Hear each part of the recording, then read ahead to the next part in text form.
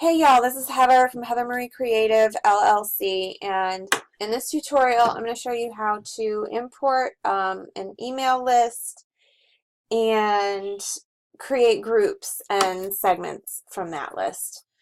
I'm in my tutorial account on MailChimp.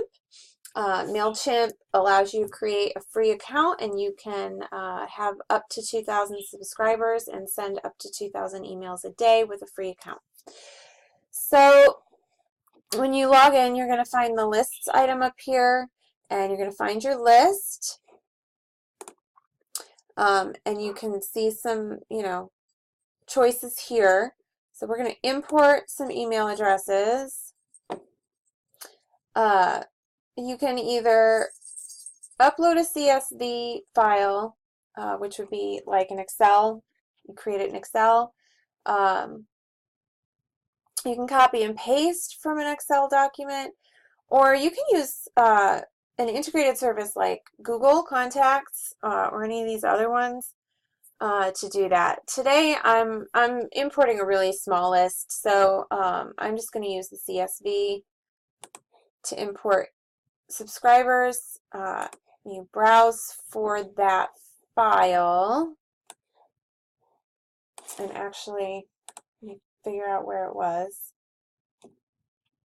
Okay, so mine's in kind of a weird place because it's just an old list. Oh, it's in documents. Okay, so here's just some old lists that I have. I'll just pick one of those and click next. Now it's going to ask you a couple questions. You're just going to confirm this stuff. Click Update Existing Contacts. If you already have some contacts uploaded, it'll sort of merge those contacts so you don't have repeats and people don't get, they don't feel like they're being spammed because they get 2 of everything or whatever. So now you can see we have some emails in here, and they're all as subscribed. Now, to create a group, we're going to go over here under Manage Contacts and go to Groups. And then you're going to click Create Groups. Now you're going to pick how these are going to look on your sign-up form. So, it just depends on what you want them to be able to do. Do you want them to be able to pick more than one list that they're on? Because a group is sort of like different lists. Radio buttons where they can only choose to be on one list, a drop down where they can pick only one thing, or don't give them a choice. Check boxes, we'll just select that one, and you're going to put your groups into categories. So if you have a category like clients, we'll use my business model as an example. I have design clients, I have web development clients, and I have photography clients. And you can add more by clicking the Add Group button. And then you're going to save that. All right, and then you can import again that way, but we already have some people. So you're just going to check a few random email addresses, and then you can add to group. And you're going to pick which group you want to add them to. You're about to add 5 contacts to web development. Confirm. And now you'll see that those people have been sorted into those groups. And we'll pick a few more.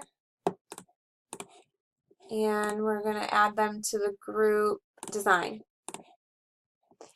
And you'll see some of them are in design. And then we'll pick a few more. And we're going to add them to photography.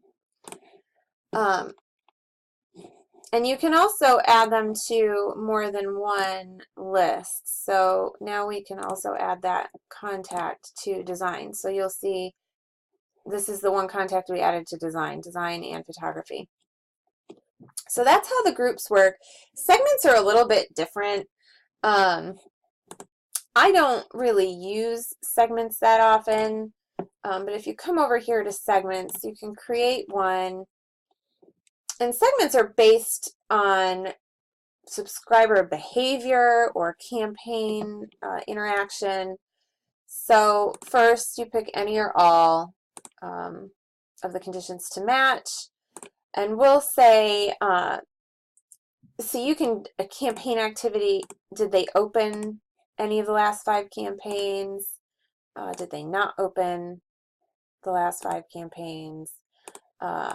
You can also go by if you have automated, any automation set up, automation activity, which we don't right here. I'm just going to go with, you've got landing page activity, if their info's been changed, their status, what email client they use. A lot of these aren't going to work because I just imported these. Their rating, because MailChimp will rate them based on how they've interacted with your campaigns. Have they opened them? Have they deleted them? Have they, clicked them? That kind of thing. So I'm just going to go, let's see. I'm not sure any of these will really apply to my list, but first name contains, the letter D. Preview. Nobody's first name starts with the letter D, or has the letter D in it. It might be that their first name wasn't really in there. But anyway, you can kind of see how those work. Let's see. If their email address is a Gmail account, preview. And there you go. You've got all the people who have a Gmail account in there, and you can save your segment, and you can say, whoops, you can say Gmail users. And then you can save that segment, and you can choose to send to only that segment next time you create a campaign. So that was a really fast run through on importing your first list and separating them into groups and segments, and why those two things are different, because they're not exactly the same. I hope this was helpful. Follow me on YouTube and Facebook. You can visit me online at heathermarie.design. Send me an email, comment on this video, and tell me what you would like to learn.